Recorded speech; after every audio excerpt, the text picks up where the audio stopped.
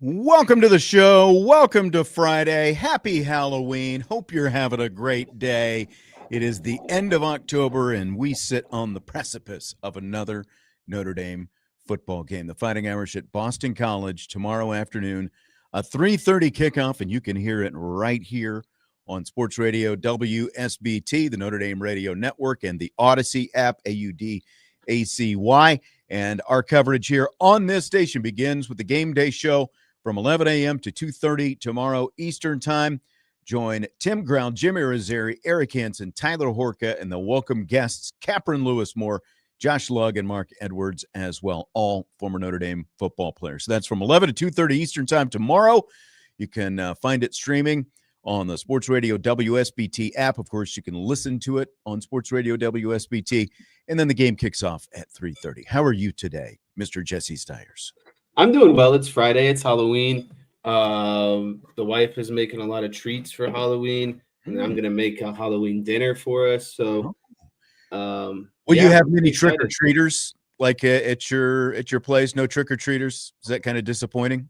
Yeah, it's kind of disappointing. I think it kind of takes the fun out of Halloween because obviously, we had an opportunity to go to a party, but I'm just kind of being lame this year. I didn't want to dress up.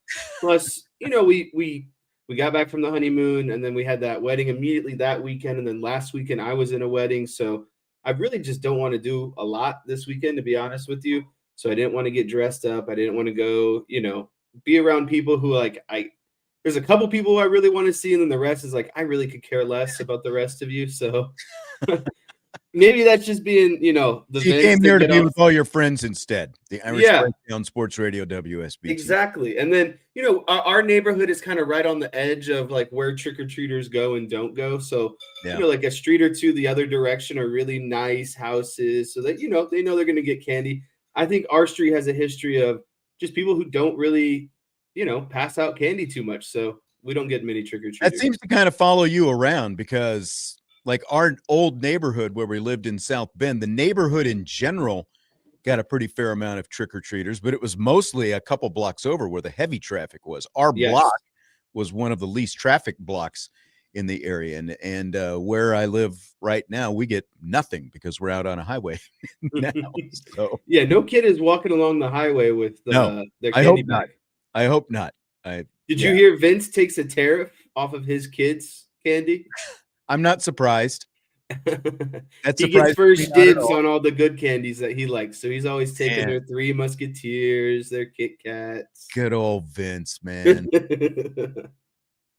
Handing out the Halloween toll, man. I wouldn't be surprised if Vince recycles candy. He hands out the candy that his children bring home. Oh yeah, he's recandying the candy. Yes. Yeah. He sends his kids out in waves. He's like, all right, you go get the first batch and then bring that back so I can hand it out. Brian Driscoll told me there was no Notre Dame football recruiting stuff to talk about tonight, so he won't be on the show. We're predominantly, it's been home game weekends that he's come on Fridays, but I think it was just an excuse because he and his wife were more wound up about handing out the candy to kids in their neighborhood. So they were upset. I think it's really funny how there's some people, and maybe this is most things, but I feel like there's people who are really into Halloween, and then there's people who are like, yeah, well, it's Halloween. Just another day. Yeah. Just kind of, that's what it is for me. That's what it's always been. I will say, though, last night, Naomi kind of made me a little sad because she said, I used to get so excited about Halloween. I would make my own costumes every year and all this stuff. And I said, oh, when did that stop? She's like, 2021. I was like, oh, so ever since you've known me? The tradition just died. You need to get her back in the Halloween spirit. Next year, you need to do maybe do something for Halloween. It'll be on a Saturday. So I guess so. All right. Well, Notre Dame, Boston College tomorrow. We've got plenty to talk about with that. We've got Notre Dame hockey coming up, so a little bit of a short show tonight. We'll be out of here at 6:40 tonight, but we have rapid fire in the second hour.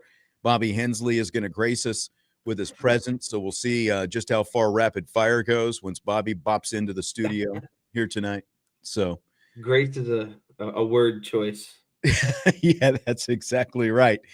Well, kind of one thing we don't know about this game tomorrow is who's going to start at quarterback for Boston College because Bill O'Brien, he won't say who's going to start. He's kind of playing coy a little bit. Is it going to be Dylan Lonergan, who opened the season as their starter? Is it going to be Grayson James, who started the last 2 games, losses to UConn and Louisville? Marcus Freeman was asked about those 2 quarterbacks at his Zoom tomorrow. I held this out on you guys yesterday so we could use it today.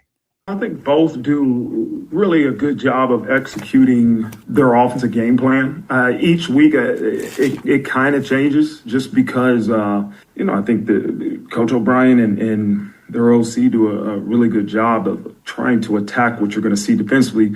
The biggest difference is going to be the intentional run game, the quarterback run game that they do with the guy James has been starting the past 2 weeks. You see more called QB runs. Will he pull it and scramble and do those things? Yes, but Lonergan can do those things also. But that's probably the biggest difference. There's a lot more called QB run game in the last 2 weeks with James than you saw earlier in the year.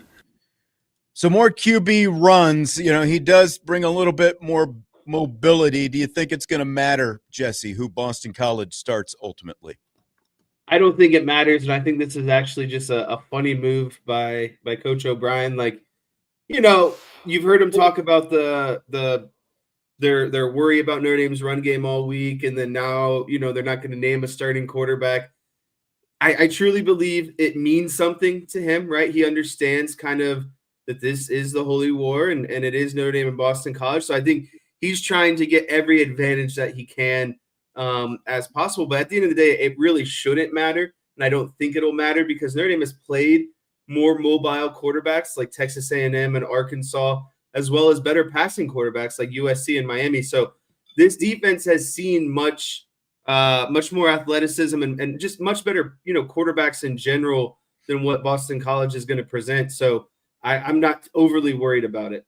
Yeah, that's the thing. I mean, James, they might do more design quarterback runs, but he's got 31 carries. And obviously, don't forget, in college football, a sack is included as a carry, and he's been sacked 9 times. So even as, their quote unquote running mobile quarterback, he's still been sacked 9 times, which is only 1 less than Lonergan. And Lonergan has played not quite twice as much, but he's played, a lot more than Grayson James, and he's been sacked 10 times. So they've both been sacked a lot. James only has 61 net rushing yards. He's only averaging 2 yards per carry. So, their offense, at least as the last couple of weeks compared to the 2 or 3 games before that, they've at least scored a little bit more with James in there. But they, look, let's be honest. They've still lost 7 straight games, and their defense has given up a lot of points. Lonergan is the better completion percentage guy, but more than half of his 132 completions are within 10 yards of the line of scrimmage. So it's very short, check down screens and those kind of things. 73 of his completions are to the middle of the field as well. And James has a lot that goes to the middle of the field. That's where 2 of his 3 interceptions have been.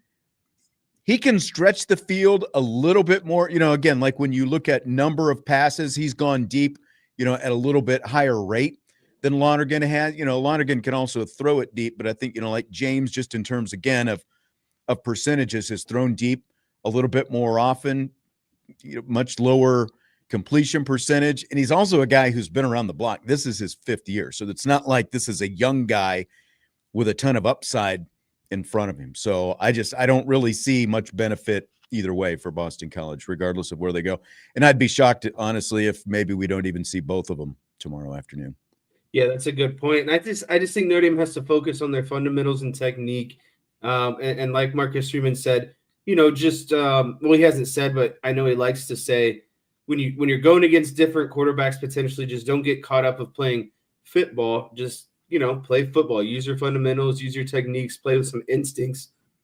And I think everything else will take care of itself.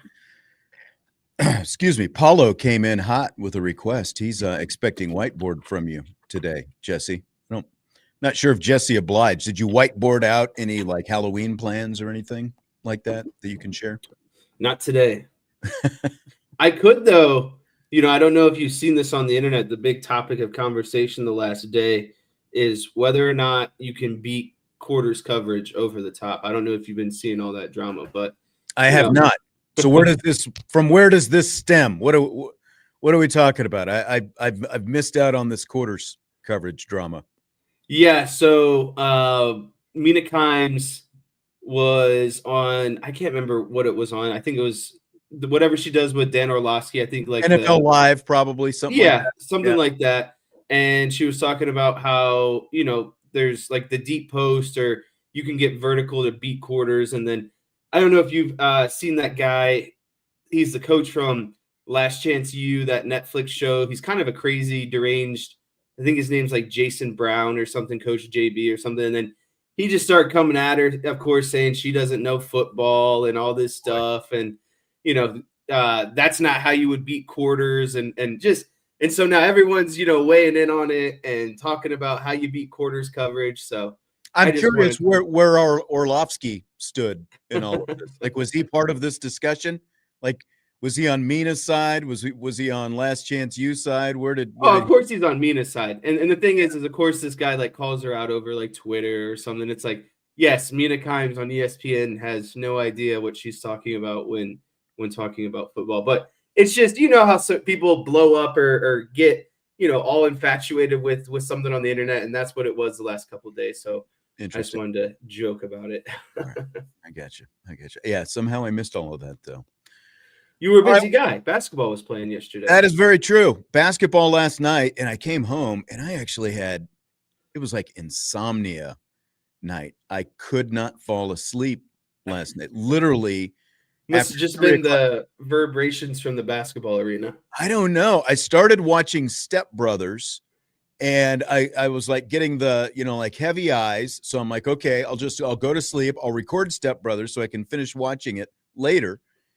So then I tossed and turned for about an hour, and then I woke back up, and I had Seven. Have you ever seen the movie Seven with Brad Pitt and Morgan Freeman? I don't think so. It's from around the time you were born, like 30 years ago, but it's a really good, like, I don't even know what you'd call it, suspense, kind of movie. There's some gore. It's like a serial killer based on the 7 deadly sins. And so I'm like, okay, I'll put on 7. And at some point, my eyes are going to get heavy again and I'll fall asleep. 2 hours later, got all the way through 7. I'm like, man, that was really good. It's been a long time since I've seen that. That was really good. But then finally managed to fall asleep somewhere around 3:15, I think, last night. You sound like one of my old roommates, Carson, in college. I'd come out of the bedroom at like 2 a.m. to grab like some water. And here he'd be just watching some random movie on Netflix and be like, this is a great movie. I couldn't go to sleep. That's how it was. What's in the box? What's in the box? Classic line at the end, Brad Pitt. Okay, Jess. Notre Dame BC tomorrow. What's the thing that you most need to see from the Fighting Irish? I need to see Notre Dame exert their will on both sides of the ball. And then not only exert their will, but just never let up. Like, I want this to be one of those games where, and I think that they've been doing this, of recently, but a lot of these really good teams that you see year in and year out, or teams that you think have good aspirations in the playoffs, they win these games like 60-2, 60-3, 60-7. You know what I mean? Like, that's the type of game I'm looking for. Is Notre Dame just needs to come out and treat this like a FCS D1 AA team, just because Boston College is bad. Like, I'm just going to say it. They're not a good football team. Bill O'Brien's in his first year. I get it. He's trying to get things turned around, but this is a bad team, and you need to treat them. Sorry, year 2. You need to treat them like you just don't care. Like you should have no hard feelings about coming in here and potentially putting up 70 points. Yeah, it's like you look at Bill O'Brien at Boston College and Fran Brown at Syracuse, and they both had, fairly successful first seasons, and there's all this hope, and especially for Fran Brown, once they beat Clemson early on, then just like with LSU, it's like, yeah, well, how good is that? Well, tell you what, Boston College has nothing that resembles a win over Clemson on their resume. Since beating Fordham to open up the season 66-10, it has been all downhill from there with losses to Stanford, losses, they got just hammered by Pitt. They got thumped by Clemson. UConn beat them. And when UConn's beaten Boston College, from like that aspect in that part of the world, those are bad days. That's like a budding little rivalry out there, and that's huge for UConn, and it is not good for Bill O'Brien and Boston College by any stretch. But I'm with you. Like, I need offensive line, defensive line domination. That's what I need to see in this game, like assert wills and all those different kind of things. And sometimes these games, I think that there's an expectation that, by some people that from the first snap, it's supposed to be 45-0, right away. And that doesn't happen. Of course, people start panicking and stuff like that. So, I'm not saying from the jump, it just needs to be total Notre Dame domination and Boston College guys are going flying like bowling pins and that kind of thing. But like, especially down in the trenches, this is a game where Notre Dame needs to assert its authority and just show who they are to basically little brother Boston College. Yeah, and I'm pretty wounded by this because I watch the Dallas Cowboys play every week.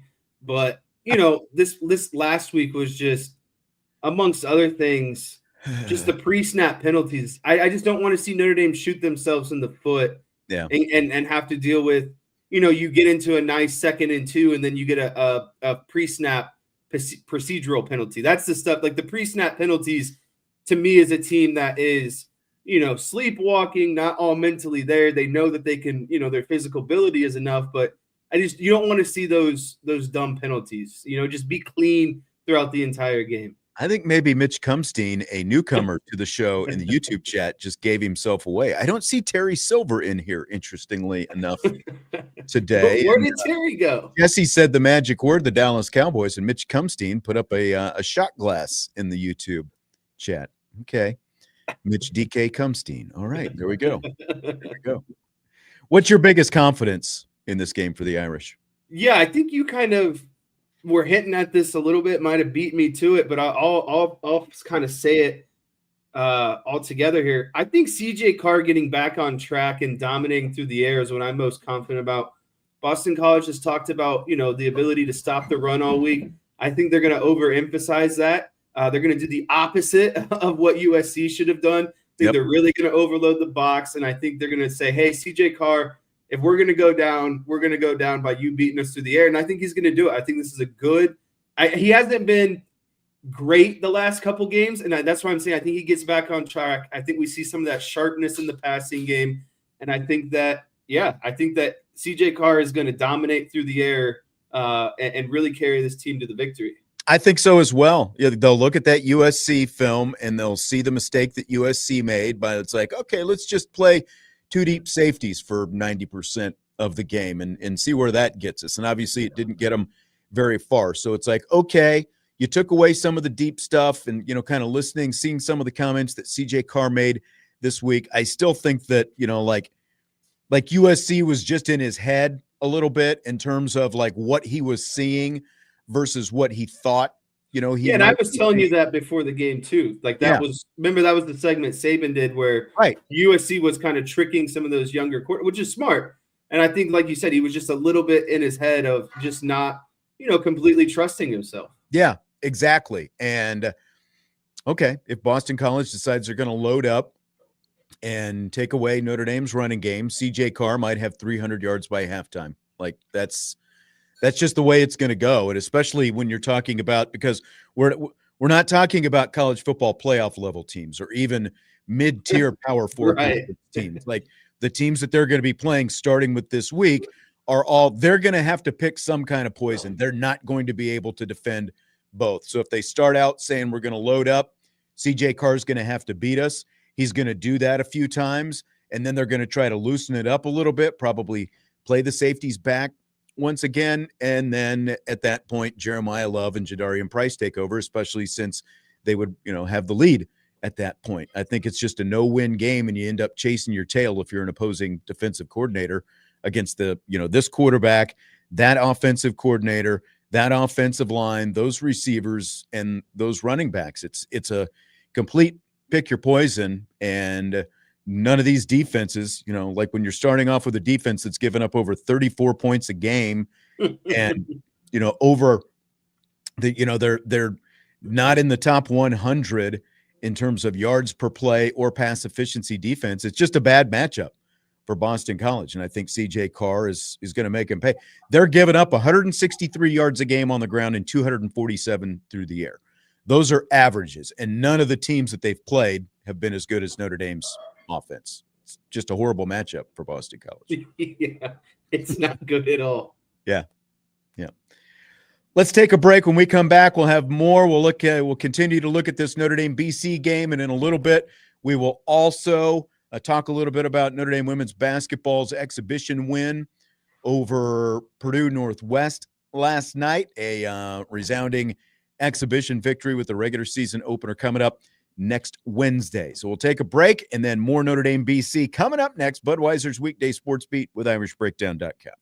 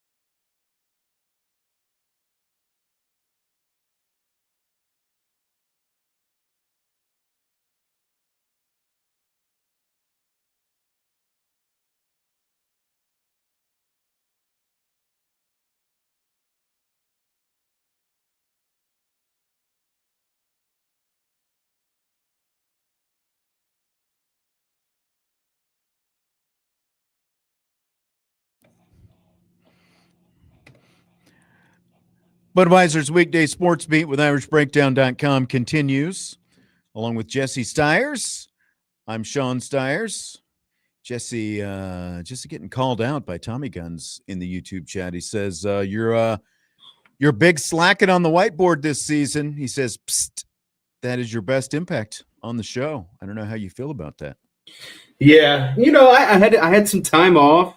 It's been a rough season in terms of, getting my like marriage week and then honeymoon for 2 weeks. Like next Tuesday, like maybe slotting in a little whiteboard next week. Yeah, I think that you can take off the radio crowd when you do that. I forgot about that too. We got the nasty radio pushback on that one.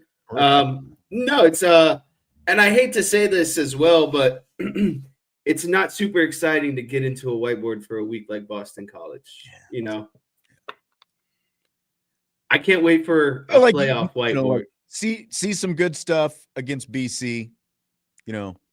Drop a couple things, that kind of thing next week. Hopefully we see some improvement in a couple areas, and then that way we can highlight them and say, yeah, this was really good.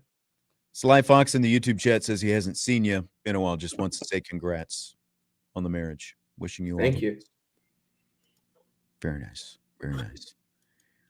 Wade Garrett says, I know what I don't need to see, and that's a Cowboys hat. Jesse has his Cowboys hat on tonight. Nothing wrong with that. I went with my old school. You can't even tell. This is my Four Horsemen sweatshirt, my old school Four Horsemen sweatshirt. All right, Notre Dame, BC.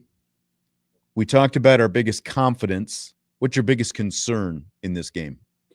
Yeah, my biggest concern would be the defense giving up chunk plays.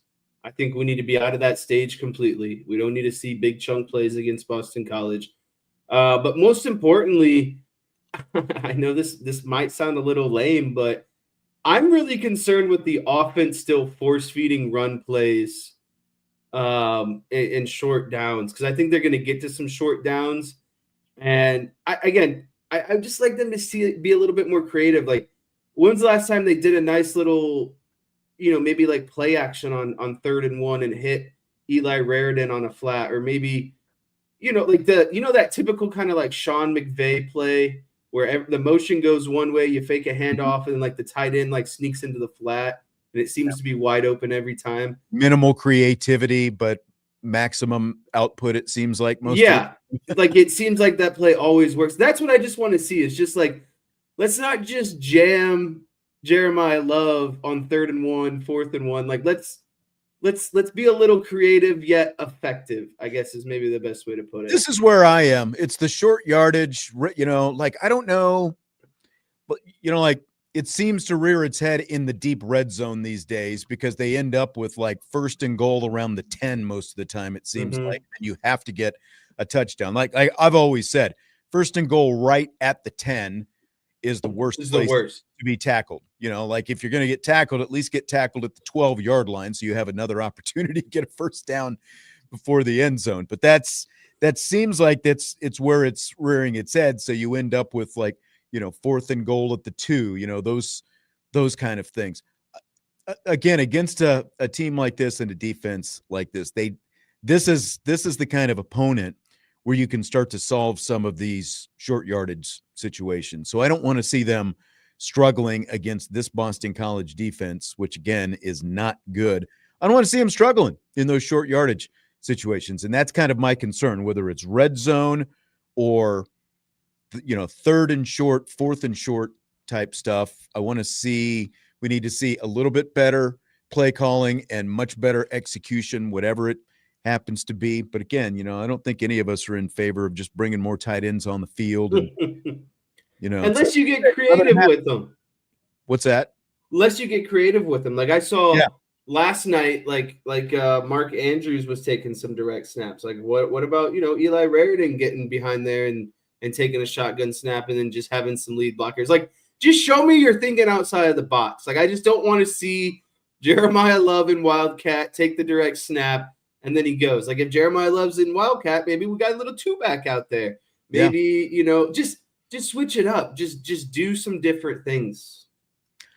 Justin Kane says, by the way, perhaps whiteboard some red zone offense. That would be good. Like, we'll see what comes of this week between red zone and short yardage. Maybe that can be something that you focus on in this game, Jess. And then next Tuesday, we can talk about what we see or didn't see in terms of that kind of stuff. I think that's our key point. I think you nailed it, with all the whiteboard talk. I think that's what we can focus on. I'll keep my antennas out for this game. What would be the thing that would surprise you the most if it happens in this game? Boston College scoring more than 20 points. I don't think it's a game where they should score 20 points. You've seen like some of the scores against, like, I think Pittsburgh beat them like 48-5. Clemson beat them like 41-10. I don't think it was 5, but I think it was 7. Yeah, 7. Sorry, that's what I meant. I meant 7. But that's like, I want to see Notre Dame's defense truly be in its element, and I would be surprised if this accumulation of talent that is called the Boston College offense scores more than 20 points. BC only averages 3.3 yards per carry, and their best running back, a guy, by the way, how's this for a name? Turbo Richard. Nice. Great name for a running back. Turbo Richard. Couple of different ways that you could read that, but he has a shoulder injury. He has a shoulder injury, and they're only averaging 3.3 yards per carry, even with him. And Notre Dame's only allowing 3.2 per carry. So I can't see, like, I would be shocked if BC is ran just the ball, hitting explosive plays and running the ball and really, moving the ball down the field against this Notre Dame defense. Turbo Richardson sounds like he would be related to Mitch Kumstein. That's a good call. They might know each other. But I mean, look, BC is also, like 7 interceptions between the 3 quarterbacks, sacked 21 times, 7 fumbles as well. They don't take care of the ball. So, I would be shocked if Notre Dame, ends up like negative turnover margin and that kind of thing. This is an opponent that you just need, especially you're coming out of a bye. You just need to come out and flat out whip. Like, are you worried at all about Notre Dame in terms of you've been off for 2 weeks, fall break, with, any rust, hangover after beating USC a couple of weeks ago, or does any of that kind of thing concern you in this game? I don't get worried about the rust. I actually expect them to be really well rested, and hopefully play with more burst and more energy. I want to see them just get out of their routes quicker, get out of their cuts quicker, explode into their tackles on defense. So, bye weeks coming from a player's perspective really aren't fun unless you're injured and it gives you that extra week to kind of recover and get back out there. Like, bye weeks are boring and you're just kind of sitting there. You're like, I want to go out there and play, and so I hope that they use that kind of amped up, pent up energy and come out more well-rested and really kind of pop, I want to see more explosion out of them. 28.5-point favorites, winners cover. Do you think they cover this game? I do think that they cover. I would take them all the way up to 30 points, to be honest with you. I agree. I'm kind of in that ballpark as well because I'm with you. I don't see BC scoring. I think 13 is my max for BC, and it feels fairly generous. But there's just enough lingering, like how good is this defense kind of thing. Could BC, luck into a big play or two against Notre Dame's defense. But, in terms of, that's 4+ touchdowns. I like Notre Dame quite a bit there. The over-under is 56.5. I'm feeling the over just because I think Notre Dame is going to be very close to that by themselves unless they really take their foot off the pedal in the fourth quarter. Yeah, the over-under actually scares me a little bit just because I think Notre Dame could very easily put up 50 points, but I just don't know what you're going to get out of Boston College, right? Like, they might not bring any juice to that line at all, and so I would stay away from it and just take the Cowboys over because I feel like that's what the over-under that hits just about every game. But no, in all seriousness, I trust the spread way more than I trust the over-under in this game. I would agree with that for sure. CJ Carr's passing yards total is 231.5 on a scale of 1 to 10. What's your confidence in the over before halftime? So before halftime is a little bit of a stretch for me. I would put that as like a 5 out of 10. So like, 50-50 chance to toss up. But I would definitely say 10 out of 10 by the end of the game. I'm almost willing to take this up to 250 and maybe even 275. And if you wanted to get like, have some real fun, maybe even 300. You look at some of the guys that their recent stats against this Boston College defense. Pittsburgh's quarterback put up 320. Klubnik from Clemson put up 280. The UConn quarterback put up 360. And again, in a game where I expect Boston College to really be heavy in the box, I would definitely take CJ Carr at 250. I think 230 is way too low. I'm a 7.5 that he hits this before halftime, especially if BC plays Notre Dame the way you're talking about, which I think that they will. I think that they're going to be scared to death of having Love and Price run all over them. And I think that Carr is going to throw the ball all over the yard, and he's going to have a lot by halftime. So I wish I could find like an Aeneas Williams touchdown or something. That's something I'd love to see a market on, because I think one of those running backs will sneak in a fourth quarter touchdown. One of the reserves, you think? One of the reserves. I'm hoping I see a line on it. Speaking of reserves, this is not an official Vegas sportsbook prop, but how about this one? Over under 2.5 offensive series for Kenny Minchey. I'll take the over. I think this is actually a really good, fun, hypothetical line. But I anticipate Minchey being out there for the entire fourth quarter. So I think that gets you right around maybe 2 or 3, full possessions, full drives. And the thing is, too, is what I like about Marcus Freeman is it's not like they're just in there to hand the ball off. Like, he wants Kenny Minchey to get in there. Yeah. He's going to run the offense. They're going to get some tape. They're going to develop. So I fully expect them, even though, Minchey's going to be in there, they're going to be full steam ahead. Robin says way over. USMA 87 says over, I hope. I mean, now, again, we're talking about 2.5 offensive series for Kenny Minchey. Fourth quarter, like, that's around 3 series, 3, maybe 4 series. You're talking about the fourth quarter, depending on, like how, what the defense does. Like. So, yeah. So, so then the question becomes, if you're that confident that he's going to go over 2.5 offensive series, how early is he going to be in? I don't think this looks like Purdue last year, like completely out of hand by halftime, but who knows? Like, crazier things have happened. But I would be over on that as well. From Terry the other day in the mailbag, we didn't get this one in, Terry/Mitch. How many touchdowns will Minchey have Saturday? I think Minchey gets 1 passing touchdown, and I think the rest of the touchdowns will be handled by the reserve running backs. That's what I think as well. I think he'll account for 1, whether it's rushing or passing, and then, like you said, those backup running backs are going to play a big part in there as well. So I'm good with 1 for Minchey. So I want to before we get into these last couple ones, I want to take you down the tour of the latest of Jesse's bad beats in sports betting. So last night I had a really, really nice parlay put together. Last thing I needed was Lamar Jackson for rushing yards. And this one's on me at the end of the day. So, because he's coming off the hamstring, should have been more cautious about it. But they were just to let him throw the ball as much as possible. Yeah. Yeah. So he hit this alt line that I took, though, and all of my parlays were good. I had 3 of them, and I needed him to get it. And he's at 16 of 15 yards. They take 2 kneel downs to end the game. And he loses. He goes 14 yards instead of 16. And I'm watching all my bets. I'm like, oh, yes, I'm good. And then I see those last 2 kneel downs at the end. I was like, I was sitting there. I was like, okay, 1 kneel down should be fine. Like, I can take that one. But I don't did 2 of them. I don't understand why the NFL for kneel downs just doesn't just credit it as a team rush.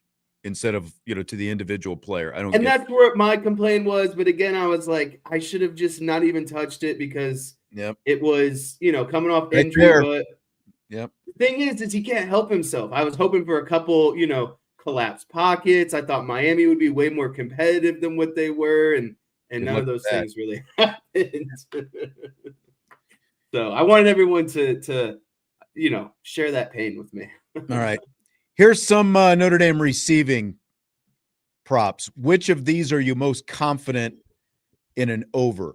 Faison at 54.5 receiving yards, Fields 38.5, Pauling 38.5, Raridan 37.5. Who are you most confident in an over? Mine personally, see, Faison's is a little bit higher because of his success lately, but he's still probably the one that I am most confident in. Really, I'm most confident in Malachi Fields. I think that you talk about someone hitting their line, he might hit that line in the first quarter. That's true. Like with the kind of And secondary it's only 38.5. He's that's I've like. been confident in him in recent games, and it hasn't paid off at all. It's been. But I think that's why he's due for one. I feel like we haven't True. seen some of that. My rankings in this, just like 1 through 4, least confident to most confident. 1, most confident in Fields. I'd go 2, Pauling, 3, Faison, and I'm actually least confident in Raridan. Yeah. I think that the wide receivers are just going to absolutely. I would probably take the over on all 3 wide receivers. Again, I just think that they're going to air the ball out. Greathouse is going to be out. So early on, it's just going to be a small rotation of guys. And then, hopefully by the time Kenny Minchie comes in, we'll see some more of those reserve wide receivers. But with Greathouse out, I mean, it's just going to be Faison, Fields, Pauling nonstop until halftime at least. Scale of 1 to 10. What's your confidence that Jeremiah Love and Jadarian Price go over on all 3 of these? For Love, 113.5 rushing, 24.5 receiving. Price, 84.5 rushing. What's your confidence both of those guys hit overs on all 3? I'm actually going to put this at a 3 out of 10, and I think that none of these are going to happen. I am treading on the under on all of these, and I think in a game like this, again, I'm hypothetically thinking here that Boston College overloads the box, and I just think that Notre Dame's not going to force feed. This isn't a game where you have to force feed Love in the passing game. You have plenty of other wide receivers and options that can get it done. Like, I don't think they're going to exert Jeremiah Love in this game just to exert him. You know what I mean? It's not going to be one of those games like USC, Arkansas, Texas A&M, Miami, where like he has a very, very heavy workload. I think the workload is going to be very well distributed. And again, like I don't anticipate seeing him the entire fourth quarter. I think I am most confident in Love in the receiving total. I like that 24.5 yards because of kind of how we think that Boston College's defense will approach this. I think that they're going to find ways to make sure that Love gets touches. But I am also, like, if I rank these, I would go Love's receiving yards of 24.5, Price's rushing yards of 84.5, and then Love's 113.5 would be third. I think Price has like a couple big runs in him, and I think he's got a really good chance to hit that. So I still like that number for him. But like my confidence in all 3 would probably be a 2 to answer that question.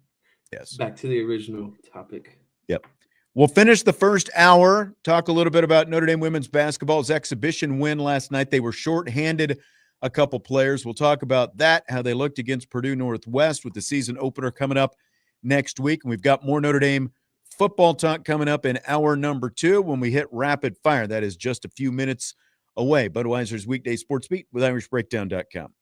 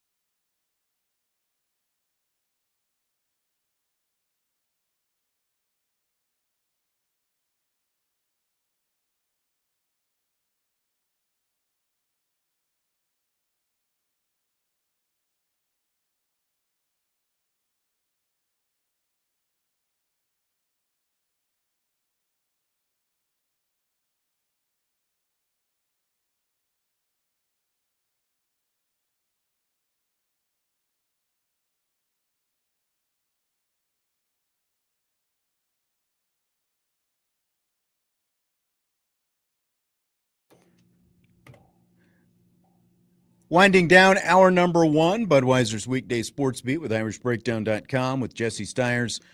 I'm Sean Stiers. Notre Dame women's basketball played their one and only exhibition game last night and just hammered poor Purdue Northwest 119-54. Hannah Hidalgo ended up with 39 points, 8 rebounds, and 6 steals. Kassan Prosper, 27 points, 10 rebounds, 7 steals. She blocked 3 starts. There were a couple of points in the game in the second half where Hannah Hidalgo had more points by herself than what Purdue Northwest had, Jess. It was a freight train is what it was.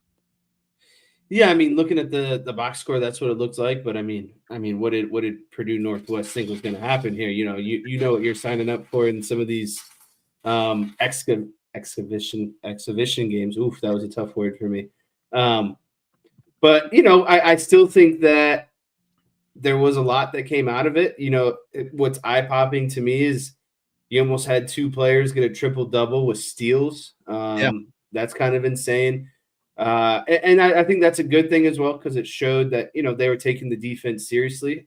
Obviously it wasn't just all about offense and scoring points. They wanted to play, good defense. And that's obviously a big part of Hannah Hidalgo's game. So unfortunate that some of those transfers couldn't, get in there because you want to see them. But yeah, that was the downside. Malaya Coles, the forward from Wake Forest, and Ayanna Moore, the guard from Vanderbilt, they both missed the game with what they said were minor leg injuries. So hopefully they're going to be back and ready to go for the season opener next week against Fairleigh Dickinson. But that's also like when you look at the fact that they scored 119 points and they didn't have 2 of their better transfer players. I mean, Moore, the Vanderbilt guard, she averaged double figures in all 3 of her seasons at Vanderbilt, and Coles, not quite the same score, but gives them really good front court presence, and they still dominated the boards. Now, again, you're talking about, an ACC team versus a Division II team, but I thought it was a really good, really impressive first night, especially when Niele Ivey, because of how thin they were, and this is my biggest concern. I think it's probably her biggest concern as well. They're already very thin. And then you start off and you had 2 players out last night, but she was mixing in. Technically, they're not walk-ons anymore because of the whole, rev sharing and all that different stuff. But players who started off, Lucy Jensen, Bella Terrani, and Jordan Smith, the newcomer, she transferred over from Holy Cross across the street over there. She's from Penn High School as well. They all saw considerable minutes last night. They still scored 119 points. And Kelly Radigan looked really good coming back from Loyola, Maryland, the South Bend St. Joe all-time leading scorer. Yeah, so, I put together kind of a list here of some questions. We don't have a ton of time, so you better get some off here real quick.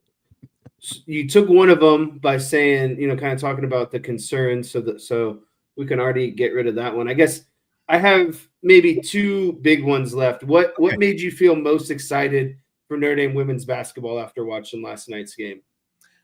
I think, again, the fact that you can score 119 points and not be close to, your like full strength. But Kassan Prosper, again, it's like she had a great night, like she was stuffing, like she was playing inside, she was playing outside, and really showed a lot of the versatility. She's going to be really key for them because of the lack of front court depth. With her size, the fact that she can play any of the 5 positions, she's going to be really key. And I think we started to see some of that last night. So I think a really good sign for her to throw up 27 and 10. And as you said, get close to a triple double when you throw in the 3 steals and then add in the blocks as well. So that was a big one because they're going to need a lot from Cass this season if they're going to be successful. Well, look at that. You answered the question that I cut out because I was going to say what element can Cass Prosper provide to the team this season. So you've already hit 3 of 4 questions. The last question I want to ask here is, outside of the obvious of scoring points, what does Notre Dame women's basketball need most out of Hannah Hidalgo this season? I think so. You're saying outside of scoring? Yeah, we all know she could score points. She was like, I'm pretty sure was close to being like the national scoring title leader last year. So and I think led the ACC in points at the end of the year too. So I think the points are a given. She's going to get hers, probably be close to 30 points per game when it's all said and done. But what do they need out of her outside of just scoring a bunch of points? I guess I think it's probably the disruptiveness in the open court with her defense, because they've always been a team that focuses on defense, but I think that it's going to be even more so this year in the fact that she's the two-time reigning ACC Defensive Player of the Year, and we saw some of that, kind of court havoc from her. She had 6 steals herself she and Prosper combined for 13 steals between them, and I think that's going to be a big thing, is just the disruptiveness from Hannah Hidalgo as a defensive player, because they're going to need a lot of that havoc, I think, to generate some of their offense, so they can get that and get out and run. All right. Good questions. Good questions. I feel like I was right on time too. You were. Let's wrap up the first hour with that. Notre Dame women's basketball opens up the regular season next Wednesday, 7:00 on the Notre Dame Radio Network when they host Fairleigh Dickinson. Take a time out for the top of the hour. Rapid fire coming up in hour number 2, and it is going to be rapido when Bobby Hensley comes in. You won't want to miss it. Budweiser's Weekday Sports Beat with IrishBreakdown.com.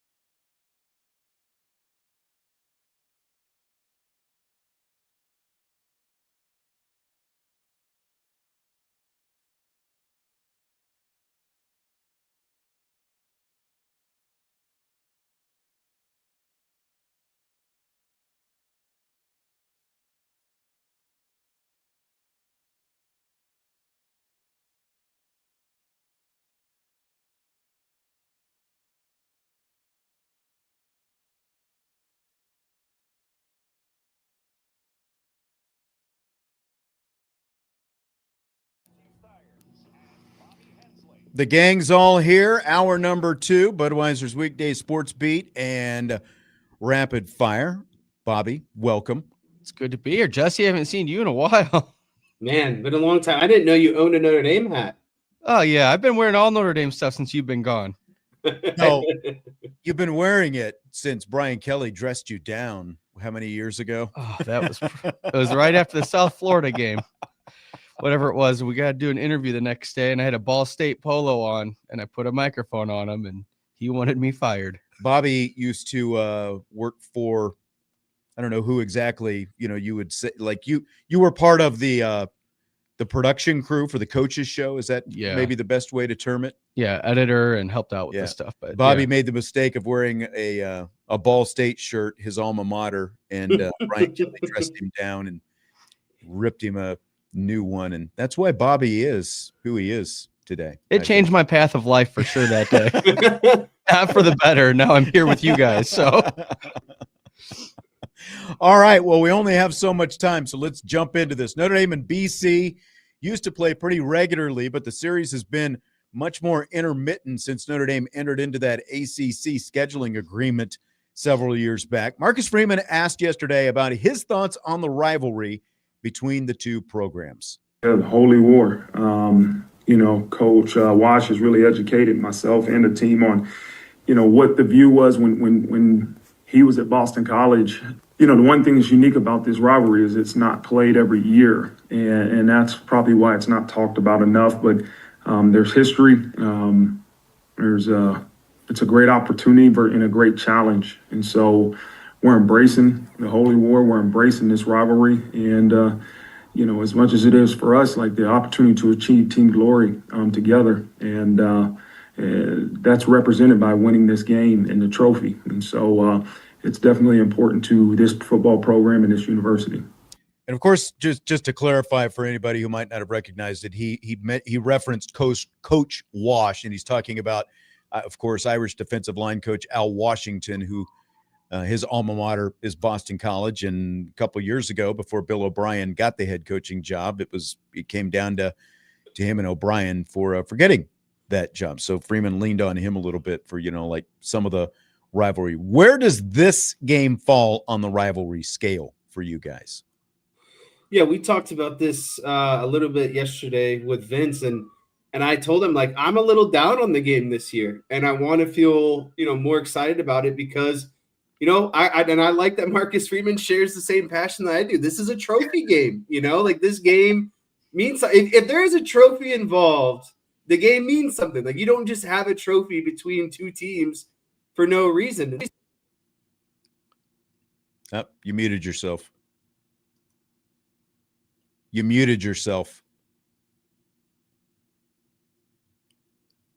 Go ahead, Bobby. Something he's going to use to get his team pretty fired up for this week. I think you fired yourself up so much that you smacked your mute button. Yeah, I think you got the volume meter going up there too.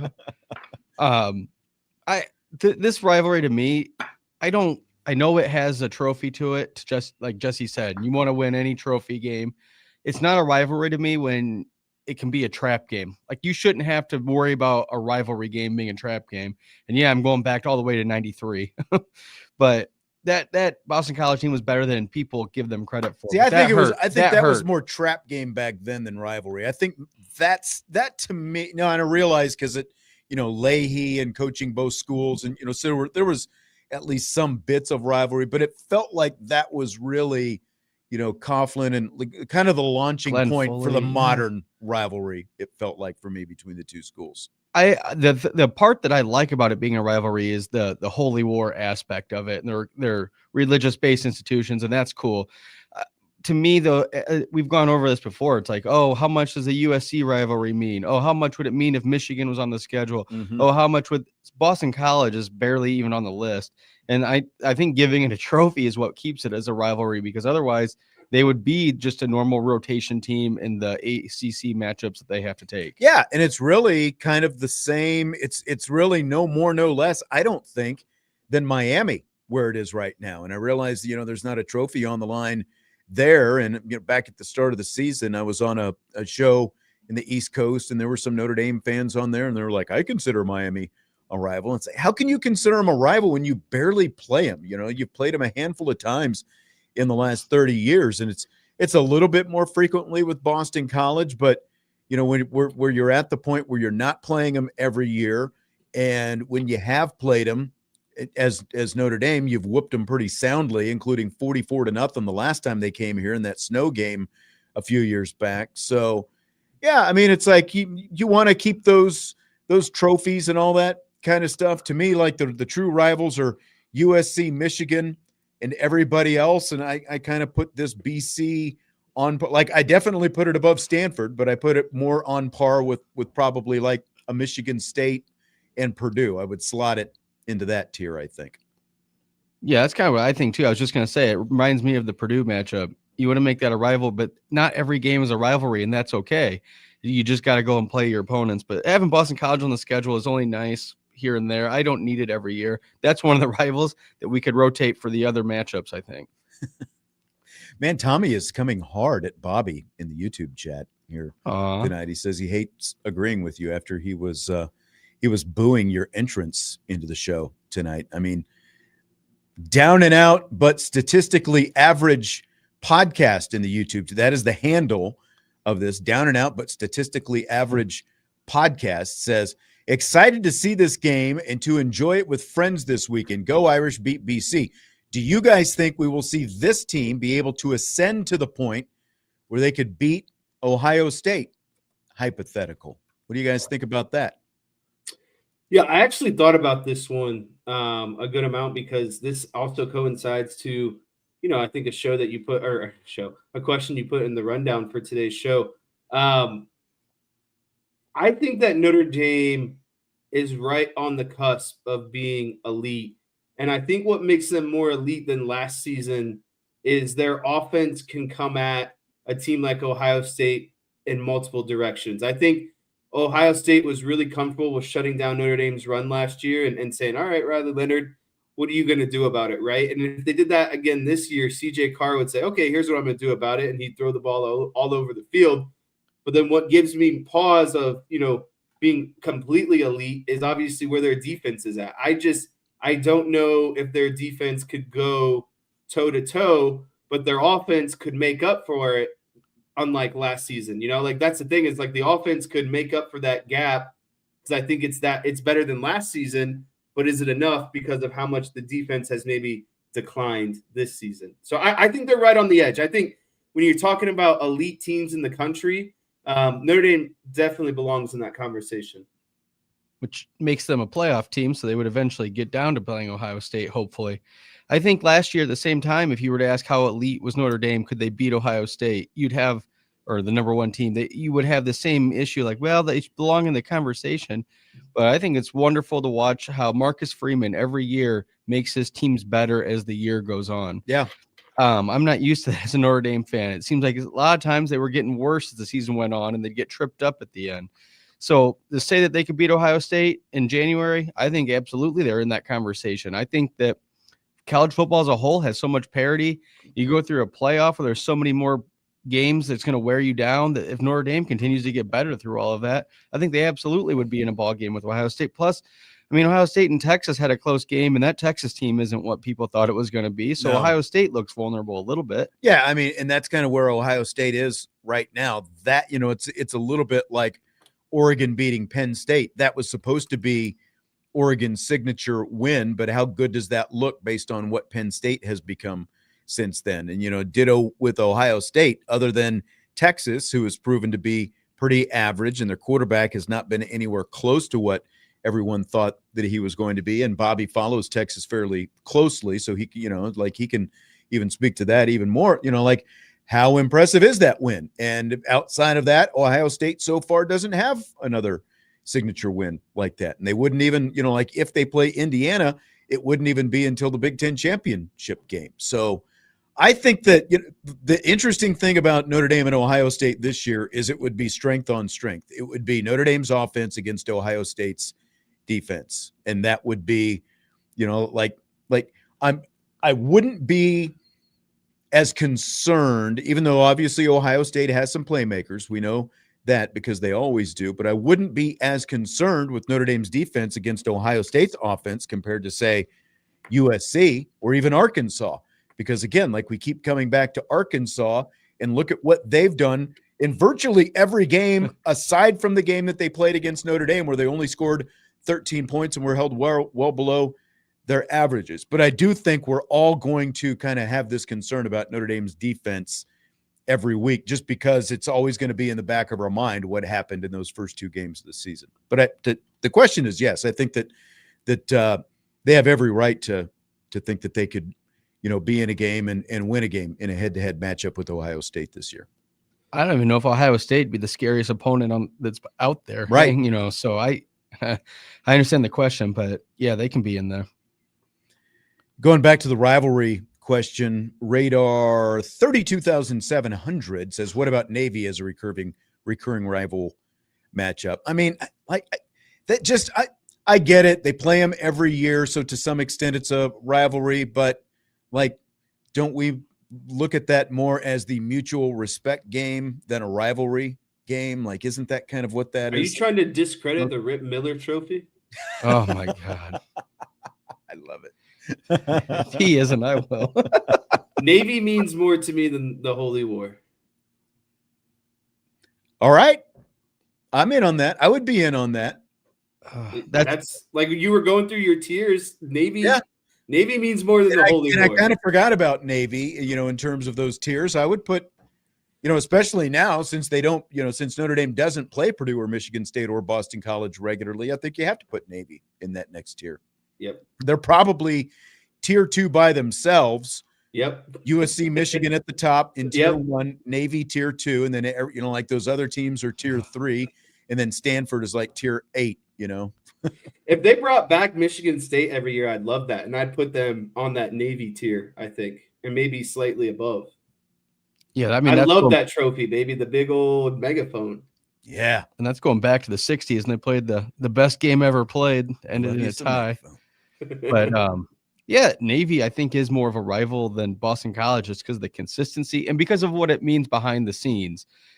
Obviously, it's a respect game, and you're not putting a bulletin board material. And it's also nice that Notre Dame usually wins that game, so it's another win that you can add to your schedule. Fill in the blanks. Style points mean blank for Notre Dame.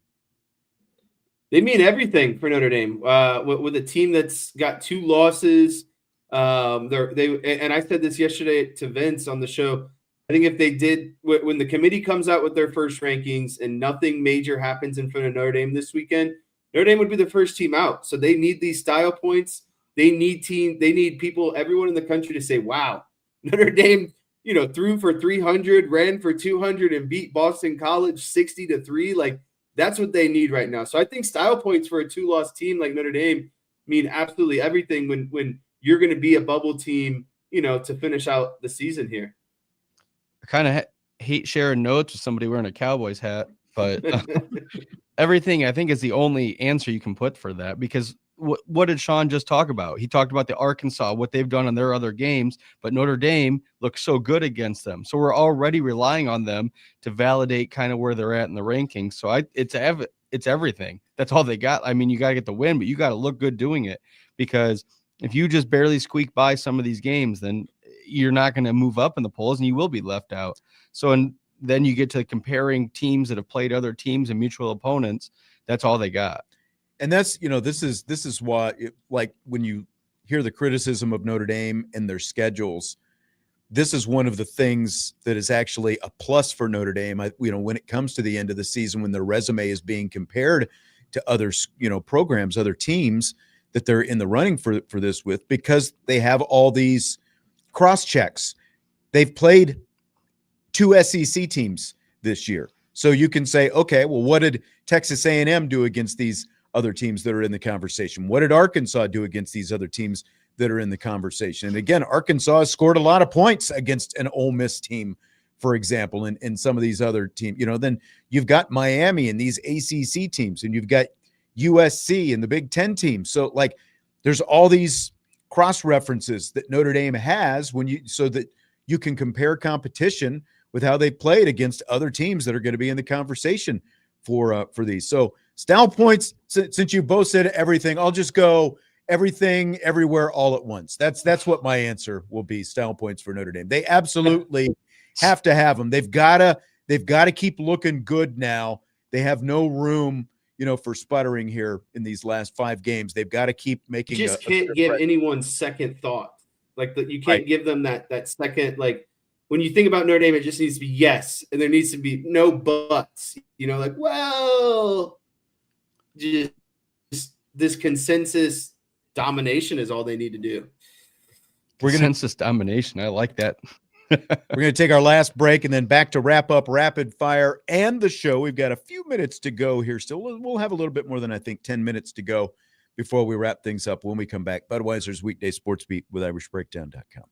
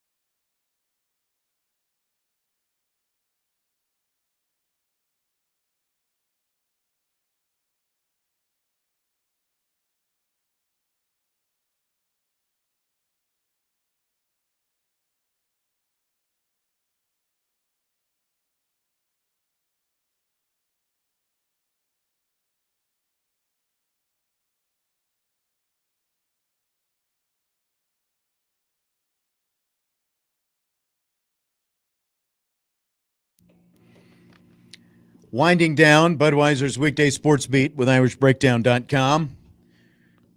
Rapid fire. Sean Stiers, Jesse Stiers, Bobby Hensley. Fill in the blank. Game 6 of the World Series is tonight on Fox. The Fox #1 baseball broadcast team of Joe Davis and John Smoltz is blank.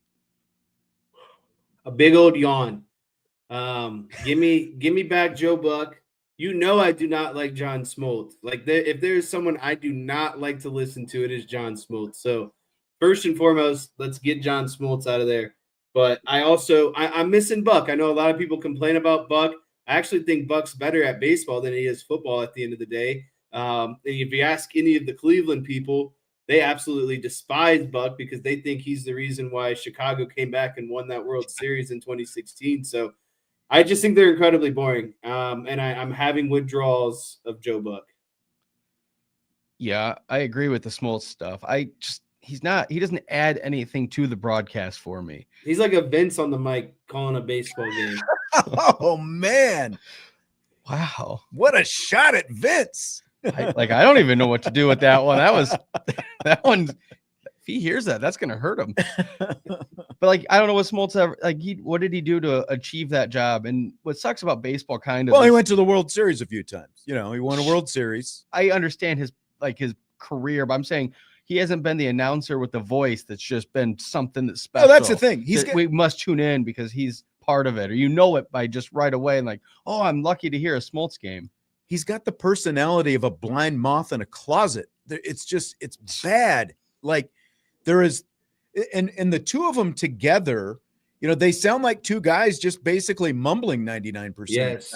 I sit there and I try to focus, and I don't absorb anything that they're saying because there's no life in that booth. There's no fun in the booth. And I've said it before, if you're going to have Smoltz, if you're dead set that for some reason you need John Smoltz in there, who basically just wants to talk about pitch to pitch and, curveballs and four seamers and whatever else. And there's much more. Neither one of them tells stories very well.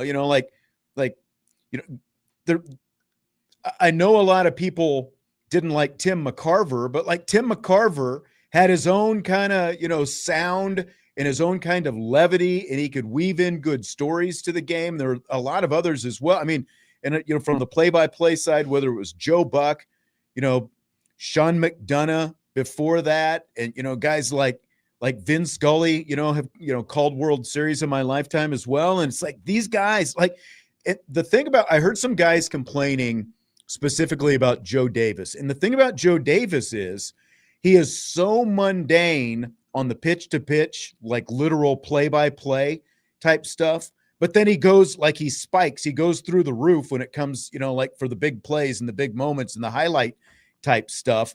And I heard these guys the other day talking about you can't even understand what he's saying when he gets excited because his audio gets so overmodulated. And I think it's because he talks at such a low level, play to play, that they have to jack up his audio sound, so that you can actually hear him.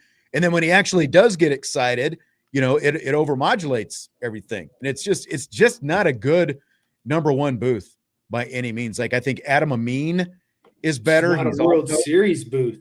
Yeah. He's also on Fox. But they need more personality from that analyst. I've said this before, and Bobby, you were just telling me during the break that you've got the Major League Baseball package, and I do too. I think you could get the New York Mets crew of Gary Cohen, Keith Hernandez, and Ron Darling, and they would be a great national team together. It's a 3-man booth. There's a lot of life, a lot of personality in there. Well, even the World Series, I'll be honest, most of it I've had on the radio with the Sciambi and Mendoza and Eduardo Perez, and I think they're kind of fun to listen to. They give you more. The way they interact, and it's not like you feel like your grandpa's reading a book to you like Smoltz is. I miss they don't have enough reps during the year either. The Fox should have the Sunday night game of the week like ESPN used to, John Miller and Joe Morgan, all those kind of old names. Now it's oh yeah, we have the World Series. Let's dust off our crew that we haven't really promoted or used all year and see what we got. To me, there's no reason it needs to be Smoltz and Smoltz alone in there. Craig D makes a good comparison. He says Smoltz is the Jason Garrett of baseball. I think that's not bad. Josh says TBS has better announcers. I think Brian Anderson is better than Joe Davis, personally. But there needs to be, like, you can't have two flatline guys. You've got to have someone with more personality in there. Like, I wouldn't mind seeing him like bring Harold Reynolds in and just add him to the booth so that because like Reynolds, he's done games before. You could throw him in there. He works for, MLB Network, so you don't have to worry about competing networks and stuff like that. And I think that he would bring both good insight and good life to that booth, because they've got to do something to kind of kickstart it a little bit. Well, even Vescursion used to do baseball games. Yeah. And he'd be a good ad because at least he's got that dynamic presentation. He's a mixed bag. Yeah. But there are people who feel different kinds of ways about him. Did you bring up Benetti? Like, Benetti is another good one. He works for Fox. I think that he would be good. Yeah, he's good at everything he does. He's good at interaction and keeping up with the feeds online, and he interacts with people. He makes everything fun, but the World Series might be too much for him because he's so much about antics and, I'm going to try this milkshake and see what I think of it, which I enjoy. During the season, I think he's great. I don't mind that. I don't mind that. In the World Series, it's like, well, I don't know. Maybe that's why they do put Smoltz on and let the game be the catalyst for everything, and just he's a part of it. But I feel like if he had to reapply for his job every year, that Smoltz wouldn't get it. It's just the merit of him always being in there that brings him back. You got to keep people interested, and it's just hard for me to stay focused on that broadcast with those two guys. I'll say this, and that this is going to take a lot out of me. I'd rather listen to Joe Davis and Greg Olson than Joe Davis and John Smoltz. Ooh, whoa, man. That's Jesse, not a big Greg Olson fan. So he's one of the best tight end announcers we got.